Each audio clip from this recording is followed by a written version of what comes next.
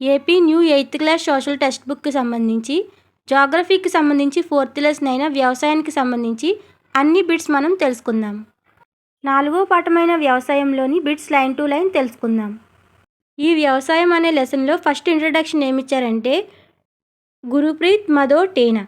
గురుప్రీత్ మదో టేనా ఓ గ్రామం గుండా నడిచి వెళ్తుంటే ఒక రైతు తన పొలంలో గోధుమలు పండించడం చూస్తారు.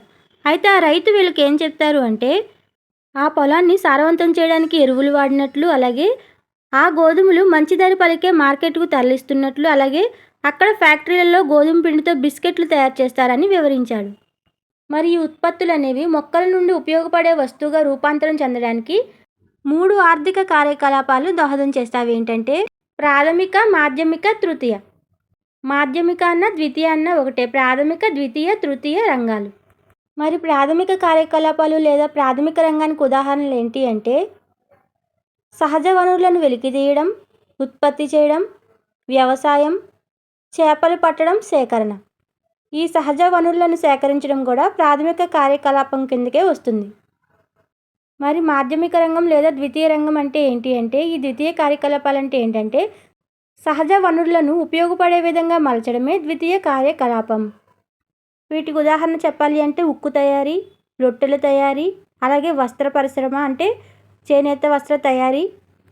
ఇవన్నీ కూడా ఈ మాధ్యమిక రంగం లేదా ద్వితీయ కార్యకలాపాలకి ఎగ్జాంపుల్గా చెప్పచ్చు.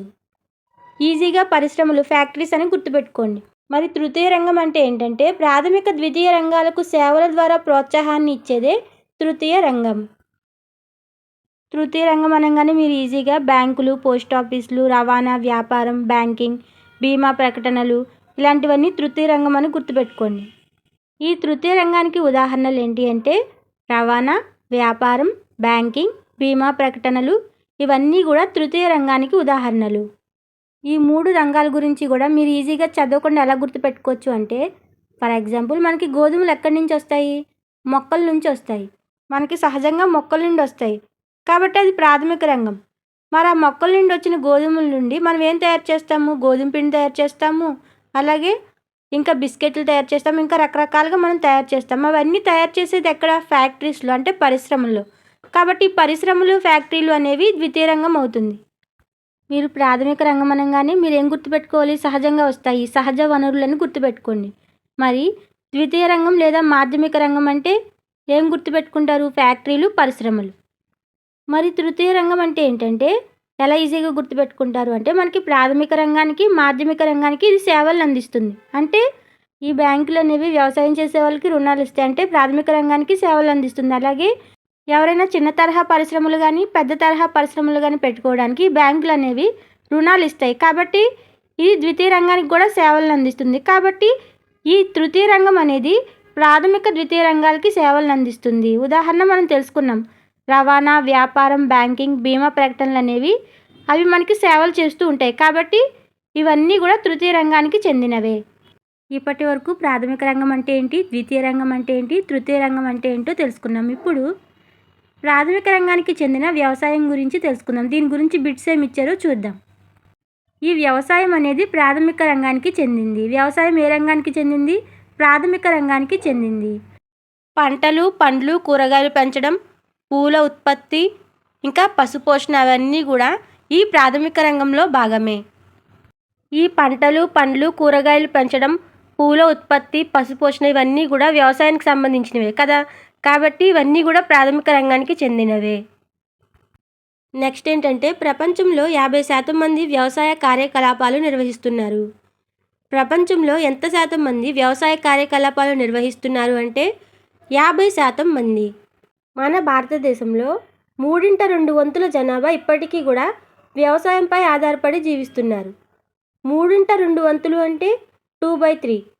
కాబట్టి మన భారతదేశంలో 2/3 వంతుల జనాభా ఇప్పటికీ కూడా వ్యవసాయంపై ఆధారపడి జీవిస్తున్నారు. మరి వ్యవసాయానికి అత్యంత ముఖ్యమైనవి ఏవి అంటే నేల స్వభావము, వాతావరణ పరిస్థితులు.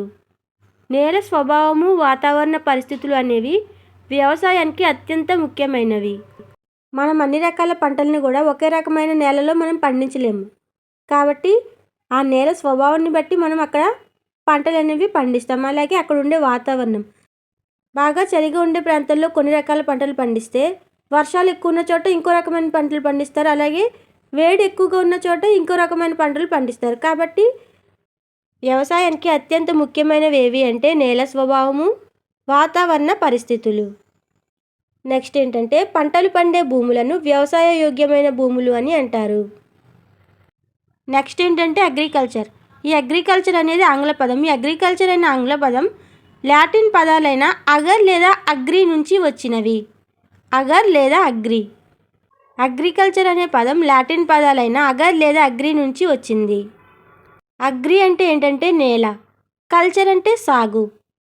నెక్స్ట్ ఏంటంటే వ్యవసాయం అనేది ఎక్కువగా ఎక్కడ కేంద్రీకృతం అయి ఉంటుంది అంటే ఎక్కడైతే పంటలు పండడానికి బాగా అనువైన ప్రదేశాలు ఉంటాయో ఆ ప్రాంతాలలోనే ఈ వ్యవసాయం కేంద్రీకృతమై ఉంటుంది. నెక్స్ట్ ఏంటంటే వ్యవసాయం. అగ్రికల్చర్ అంటే ఏంటంటే భూమిని సాగు చేయడం, పంటలు పండించడం, పశుపోషణ. భూమిని సాగు చేయడం, పంటలు పండించడం, పశుపోషణను వ్యవసాయం అగ్రికల్చర్ అని అంటారు. నెక్స్ట్ సెరికల్చర్ అంటే ఏంటంటే పట్టుపురుగుల పెంపకం. సెరికల్చర్ అంటే ఏంటి? పట్టుపురుగుల పెంపకం. దీని ద్వారా కూడా రైతుకి ఆదాయం అనేది వస్తుంది. నెక్స్ట్ ఏంటంటే పిసికల్చర్.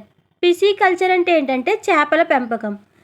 చెరువుల్లోనూ అలాగే కాలువల్లోనూ ప్రత్యేకంగా చేపలు పెంచడాన్నే చేపల పెంపకం పిసికల్చర్ అని అంటారు. నెక్స్ట్ ఏంటంటే విటికల్చర్. విటికల్చర్ అంటే ఏంటంటే ద్రాక్ష సాగు. ద్రాక్ష తోటల పెంపకాన్నే విటికల్చర్, ద్రాక్ష సాగు అని అంటారు. నెక్స్ట్ ఏంటంటే హార్టికల్చర్. ఈ హార్టికల్చర్ అంటే ఏంటంటే పండ్లు, పూల తోటలు అలాగే కూరగాయలు ఇవన్నీ కూడా వాణిజ్యపరంగా పెంచడం. మనకి ఇక్కడ వాణిజ్యపరంగా మెన్షన్ చేసినప్పుడు ఏమవుతుంది? హార్టికల్చర్.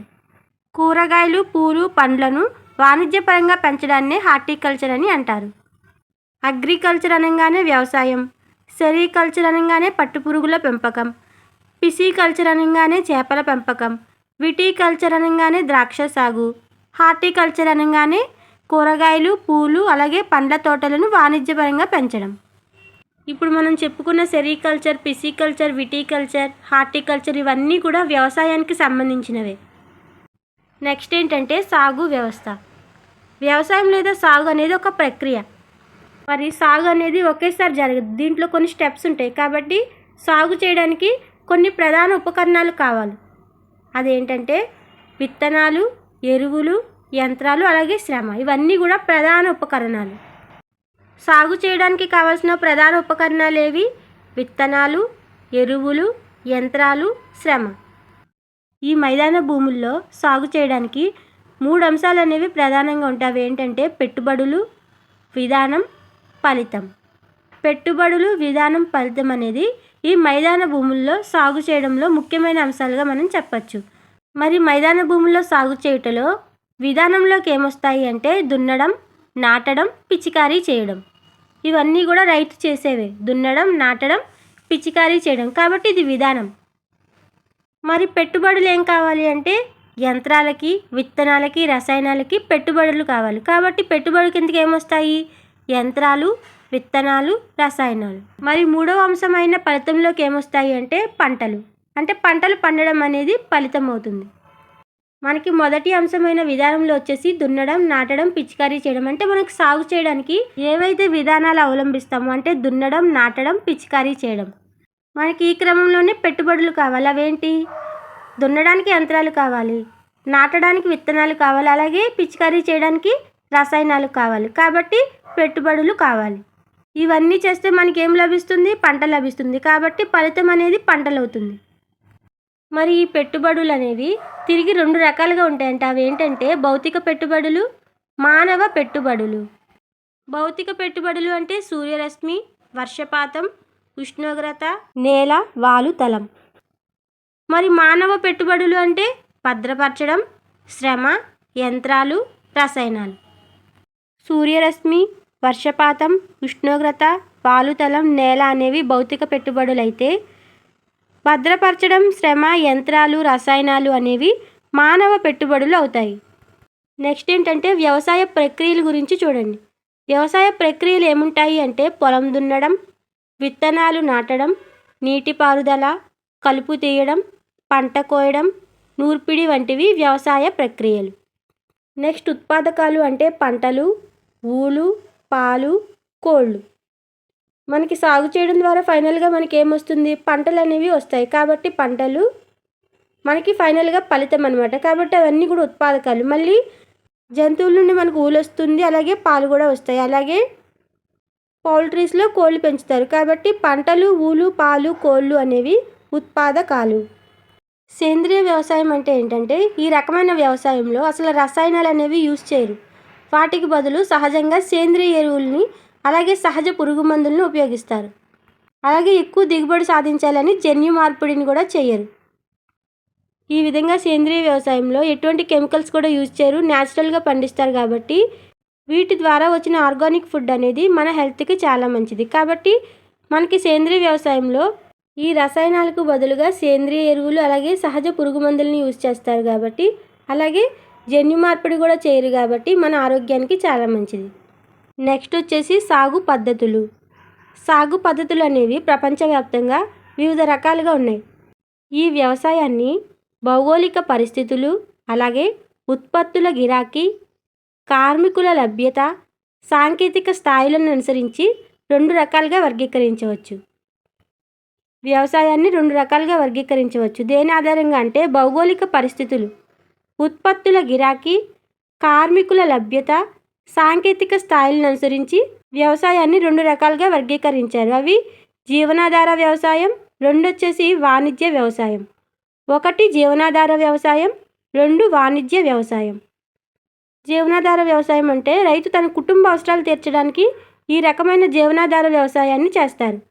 ఈ జీవనాధార వ్యవసాయంలో సాంప్రదాయ పద్ధతులు యూజ్ చేస్తారు. అలాగే తక్కువ స్థాయిలో సాంకేతికతను ఉపయోగిస్తారు. అలాగే ఇందులో ఎవరు పనిచేస్తారంటే వారి కుటుంబ సభ్యులు మాత్రమే పనిచేస్తారు. అంటే ఈ జీవనాధార వ్యవసాయంలో రైతు సాంప్రదాయకంగా తన కుటుంబ సభ్యులతో మాత్రమే పనిచేసి తక్కువ స్థాయి సాంకేతికతను యూజ్ చేసి పంటలు పండిస్తాడు. కాబట్టి దీని ద్వారా తక్కువ ఉత్పత్తే జరుగుతుంది. మళ్ళీ ఈ జీవనాధార వ్యవసాయాన్ని కేంద్రీకృత జీవనోపాధి అలాగే జీవనాధార వ్యవసాయంగా వర్గీకరించవచ్చు. ఈ జీవనాధార వ్యవసాయాన్ని కేంద్రీకృత జీవనోపాధి అలాగే జీవనాధార వ్యవసాయంగా వర్గీకరించవచ్చు. నెక్స్ట్ ఏంటంటే కేంద్రీకృత జీవనాధార వ్యవసాయం. ఈ కేంద్రీకృత జీవనాధార వ్యవసాయంలో ఫస్ట్ పాయింట్ వచ్చేసి ఇందులో రైతు సాధారణ పనిముట్లు ఉపయోగిస్తాడు. అలాగే ఎక్కువ శ్రమపడి ఒక చిన్న భూకంతాన్ని సాగు చేస్తాడు. ఇంకా మరి ఈ కేంద్రీకృత జీవనాధార వ్యవసాయంలో సూర్యరశ్మి ఉండే వాతావరణం, సారవంతమైన భూములు, ఒకే భూకంతంలో ప్రతి సంవత్సరం 1 కంటే ఎక్కువ పంటలు పండించడానికి ఈ కేంద్రీకృత జీవనాధార వ్యవసాయం అనేది అనుకూలంగా ఉంటుంది. మరి ఈ కేంద్రీకృత జీవనాధార వ్యవసాయంలో ప్రధాన పంట ఏది అంటే వరి. ప్రధాన పంట అయితే మాత్రం వరి. మరి ఇతర పంటలు ఏమున్నాయి అంటే గోధుమ, మొక్కజొన్న, పప్పు ధాన్యాలు, నూనె గింజలు. నెక్స్ట్ వచ్చేసి సాంద్ర జీవనాధార వ్యవసాయం అనేది ఎక్కడ అమల్లో ఉంది అంటే దక్షిణ ఆగ్నేయ, తూర్పు ఆసియాలోని ఋతుపవన అధిక జనసాంద్రత కలిగిన ప్రాంతాలలో ఈ సాంద్ర జీవనాధార వ్యవసాయం అనేది అమలులో ఉంది. ఈ సాంద్ర జీవనాధార వ్యవసాయం ఎక్కడ అమల్లో ఉంది అంటే దక్షిణ ఆగ్నేయ, తూర్పు ఆసియాలోని ఋతుపవన అధిక జనసాంద్రత కలిగిన ప్రాంతాలలో ఈ సాంద్ర జీవనాధార వ్యవసాయం అనేది అంటే ఋతుపవనాలను ఆధారంగా చేసుకున్న ప్రాంతాల్లో, అధిక జనసాంద్రత కలిగిన ప్రాంతాల్లో ఈ రకమైన సాంద్ర జీవనాధార వ్యవసాయం అనేది అమల్లో ఉంది. నెక్స్ట్ వచ్చేసి ఆదిమ జీవనాధార వ్యవసాయం అంటే ఏంటంటే పోడు వ్యవసాయం. ఈ ఆదిమ జీవనాధార వ్యవసాయంలో పోడు వ్యవసాయం అలాగే సంచార పశువుల పెంపకం కూడా అందులో భాగంగా ఉంటుంది. కాబట్టి ఈ పోడు వ్యవసాయానికి చాలా రకాల పేర్లు అనేవి ఉన్నాయి. అంటే కొన్ని ప్రాంతాల్లో కొన్ని రకాలుగా పిలుస్తారు. అవేంటో కూడా మనం తెలుసుకోవాలి. ఈ పోడు వ్యవసాయాన్ని విస్థాపన వ్యవసాయం అని కూడా అంటారు. ఎక్కువగా అడవుల్లో ఉండే ఆదిమ జాతువులు ఈ రకమైన వ్యవసాయాన్ని చేస్తారు. కాబట్టి ఆదిమ జీవనాధార వ్యవసాయం పోడు వ్యవసాయం అంటారు. ఈ పోడు వ్యవసాయం అన్నా విస్థాపన వ్యవసాయం అన్నా ఒకటే. మరి ఈ విస్థాపన వ్యవసాయం లేదా పోడు వ్యవసాయం అంటే అసలు ఏంటో చూద్దాం. అధిక వర్షపాతం, వృక్ష సంపద, శీఘ్ర పునరుత్పత్తి ప్రాంతాలు. అధిక వర్షపాతం, వృక్ష సంపద, శీఘ్ర పునరుత్పత్తి ప్రాంతాలలో చెట్లను నరికి వాటిని తగలబెట్టడం ద్వారా భూమిని చదును చేస్తారు. ఆ తర్వాత ఆ బూడిదను మట్టితో కలిపేస్తారు. ఆ బూడిదను మట్టితో కలిపి మొక్కజొన్న, కంద, పెండలం, బంగాళదుంపలు, సరుగుడు వంటి పంటలను పండిస్తారు. ఇలా కొన్నాళ్ళు పంటలు పండించాక అందులో నేలసారం తగ్గిపోయిందని అనుకుంటే అక్కడి నుంచి వేరే చోటుకి వెళ్ళిపోయి మళ్ళీ వేరే చోట మళ్ళీ చెట్లు నరికి మళ్ళీ చెట్లను కాల్చి దాని ద్వారా భూమిని చదును చేసి మళ్ళీ ఆ బూడిదని మట్టితో కలిపి పంటలు పండిస్తారు. మళ్ళీ అక్కడ కూడా సారం తగ్గిపోయింది అనుకుంటే నేల సారం మళ్ళీ వేరే చోటుకి వెళ్ళి మళ్ళీ అలాగే చెట్లు నరికి మళ్ళీ పంటలు పండిస్తారు. ఈ రకమైన వ్యవసాయాన్నే పోడు వ్యవసాయం లేదా విస్థాపన వ్యవసాయం అని అంటారు. అధిక వర్షపాతం వృక్ష సంపద ఎక్కడ ఉంటుంది? అడవుల్లో ఉంటుంది. కాబట్టి అవి శీఘ్ర పునరుత్పత్తి ప్రాంతాలు కాబట్టి అక్కడ చెట్టు నరికి తగులబెట్టి భూమిని చదును చేసి మళ్ళీ ఆ బూడిదను మట్టిలో కలిపి అక్కడ పంటలు పండించి నేల సారం తగ్గిపోయిందంటే వేరే చోటకి వెళ్ళి పండిస్తారు. ఈ రకమైన పంటలు అడవుల్లో ఎక్కువగా పండిస్తారు కాబట్టి అక్కడ ఆదిమ ప్రజలు ఉంటారు కాబట్టి ఇది ఆదిమ జీవనాధార వ్యవసాయం. ఈ విస్థాపన వ్యవసాయం ద్వారా ఎలాంటి పంటలు పండిస్తారు అంటే మొక్కజొన్న, కంద, పెండలం, బంగాళదుంపలు, సరుగుడు. మరి ఈ పోడు వ్యవసాయం అడవులను నరికి తగులబెట్టి నాటడానికి శుభ్రం చేసే విధానం, అలాగే సాగుని స్లాష్ అంటే బూడిద అండ్ బర్న్ కాల్చుట వ్యవసాయం అని కూడా అంటారు. మరి ఈ విస్థాపన వ్యవసాయాన్ని ఎక్కడ కొనసాగిస్తున్నారు అంటే అమెజాన్ నదీ బేసిన్, ఉష్ణమండల ఆఫ్రికా, ఆగ్నేయాసియా, ఈశాన్య భారతదేశంలో వంటి దట్టమైన అటవీ ప్రాంతాలలో ఈ విస్థాపన వ్యవసాయాన్ని చేస్తున్నారు. ఇప్పుడు మనం చెప్పుకున్న ప్రాంతాలన్నీ కూడా అధిక వర్షపాతం, వృక్ష సంపద, శీఘ్ర పునరుత్పత్తి ప్రాంతాలు. మరి ఈ పోడు వ్యవసాయం లేదా విస్థాపన వ్యవసాయాన్ని వివిధ రకాల ప్రాంతాలలో వివిధ రకాల పేర్లతో పిలుస్తారు. ఈశాన్య భారతదేశంలో ఈ విస్థాపన వ్యవసాయాన్ని ఎలా పిలుస్తారు అంటే జుమ్మింగ్ అని పిలుస్తారు. జుమ్మింగ్ అని ఎక్కడ పిలుస్తారు? ఈశాన్య భారతదేశం. మరి మిల్పా అని ఎక్కడ పిలుస్తారు అంటే మెక్సికోలో పిలుస్తారు. మిల్పా అని మెక్సికోలో పిలుస్తారు. బ్రెజిల్లో ఈ వ్యవసాయాన్ని ఏమని పిలుస్తారు అంటే రొకా అని పిలుస్తారు. బ్రెజిల్లో రొకా అని పిలుస్తారు. మరి మలేషియాలో ఏమని పిలుస్తారు అంటే లేదాంగ్. లేదాంగ్ అని మలేషియాలో పిలుస్తారు. ఈశాన్య భారతదేశంలో ఏమో జుమ్మింగ్ అంటారు, మెక్సికోలో మిల్పా అంటారు, బ్రెజిల్లో రొకా అంటారు, మలేషియాలో లేదాంగ్ అని అంటారు. నెక్స్ట్ వచ్చేసి సంచార పశువుల పెంపకం.